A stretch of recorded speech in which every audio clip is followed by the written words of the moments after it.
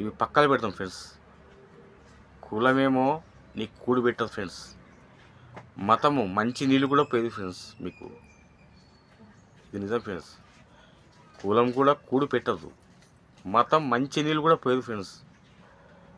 కులం మతం ఈ విభేదాలు పక్కన పెడితే మనం ఫస్ట్ మనుషులుగా చూడండి. మనిషి అంతే కథం.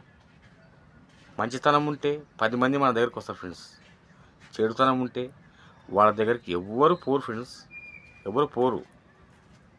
అది ఫ్రెండ్స్. మంచితనంతో మంచిగా మనం బ్రతికేది కొన్నాళ్ళైనా సుఖంగా సుఖశాంతులతో బ్రతకాలి ఫ్రెండ్స్.